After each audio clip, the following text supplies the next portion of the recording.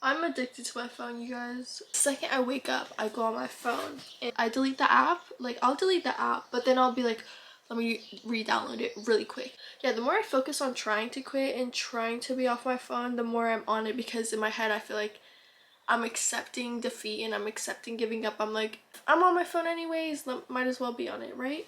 The more I'm on my phone, the more I get into my head and into my thoughts, and I go on my phone in an attempt to distract myself of my thoughts and my feelings. And that isn't good for me, because I obviously got some feelings that are weighing me down and are holding me back. I think the root of the problem is me changing my relationship with my phone and how I view social media and my phone exactly. The more I go on my phone and the more I go on social media lately, it's been so just experience feelings of just being lonely and left out. And I don't intentionally, but I do subconsciously compare my life to many others. Being online, you're exposed to so much. There's so much on the internet, and especially comments. People are very very vulnerable with comments. Kind of invalidate myself. See like other people, like what other people post online, it'll be something traumatic and I'll be like, oh, that means my thing wasn't that traumatic. What I've experienced isn't that traumatic, right? I talk to the camera because I feel so fucking lonely, honestly. Like, my biggest issue internally is just dealing with myself in my head and just feeling alone. That's why I go on my phone, because I feel alone. That's why I smoke, because I feel alone. And that's also another thing I've been doing lately.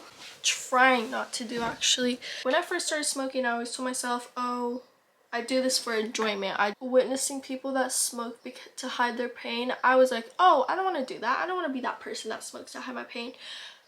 Here I am. Not exactly to hide it, but just to distract myself. Like, when I do smoke now, it's literally because I feel so alone. When I smoke weed, I feel so much less alone, and my thoughts don't become so overwhelming, and I definitely calm out. But I want to be able to calm myself down without having to smoke. So I haven't been smoking lately because I'm aware that when I smoke, it's not to enjoy, it's to literally block out my emotions. It definitely turns me away from weed. It makes me feel bad for smoking, because I'm like, damn, I low-key have issues I need to heal before. I feel like my relationship with weed is pretty good, honestly. It's pretty decent. Like, I really don't buy that. And that's because I've worked on it for over a year now, just to better my relationship with it. And now I definitely don't smoke as much as I used to. And I'm glad. I don't smoke to hide my pain, although I do catch myself doing that sometimes. Yeah, I go on my phone to definitely hide my pain.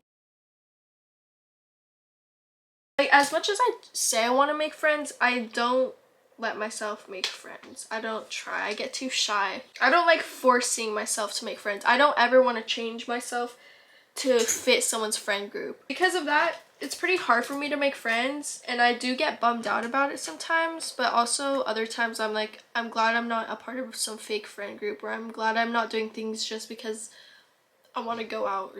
Ultimately, it does result in me feeling a little bit alone most of the time, because I keep to myself, and I choose to keep to myself. What I'm going through is just like a little phase. It's just a turbulent wave of my life. How my feelings and my thoughts, they come and they go. Me moving out is teaching me so many things. I'm a human. I feel my emotions. It's a need. It's a necessity to allow myself to feel my emotions. What else am I gonna do? Bottle them up and let them explode? Continue attracting negative people in my life because they don't know how to deal with their emotions either? No, I don't want that. That is not the life I want. When it's meant to be, it's meant to be. The universe provides. Why did I start making these videos? I'm making these videos because I want to see myself grow. If I want to see myself grow, that means I'm gonna see myself from the beginning. If I see myself from the beginning, I'm gonna see parts of myself that I don't love or necessarily agree with. It's still me, and it still makes me who I am. Me being afraid to post things because I'm afraid. What am I scared of? Judgment? People are judging me no matter what.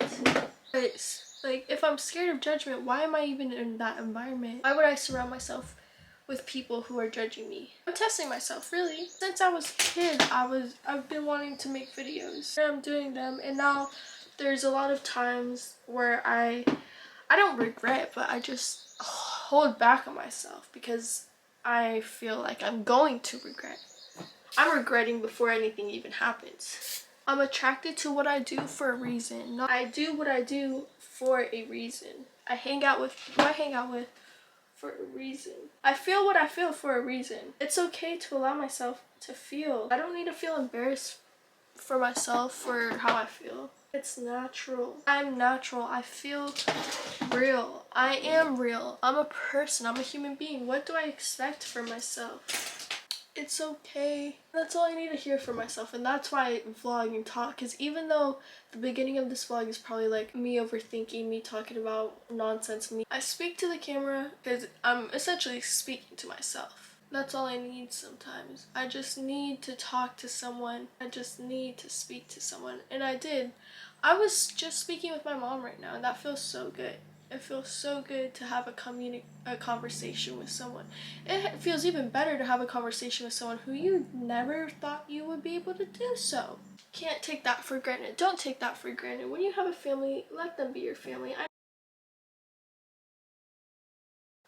Everyone's got their own lives at the end of the day. If I try calling someone and they don't answer, I can't take that to heart, because I do take that to heart sometimes. I'm not gonna be at someone's hand 24/7. I don't want to be. I don't want to be that available for someone, because that's honestly a red flag. I've been in a relationship where I was there for them and they were there for me 24/7, and that just created codependency. And when you're codependent on someone, you can't live for yourself. You have to live for someone else, and they have to live for you. And it may feel nice in the moment. Of course it feels nice in the moment, because that means you always have someone. Like, doesn't that sound nice to always have someone 24/7? Of course it sounds lovely, but it's not perfect. The world isn't perfect like that. The truth is, no one's gonna be there at your hand 24/7. No true loving person will be there at your hand 24/7. Because let me rephrase that. There can be someone who's there for you 24/7. I don't want that. I don't want that, because what are they doing in their life? If they're there for you 24/7, what are they doing in their life? Because that means they're not stepping up in their own life. They're stepping up for you. That's selfish. That's selfish, because then you're not allowing them to grow as a person. Then you're not allowing them to be as a person. Then they become your bitch. Then they become living for you. No one deserves to live just for you besides you. They have their own lives. Allow them to live.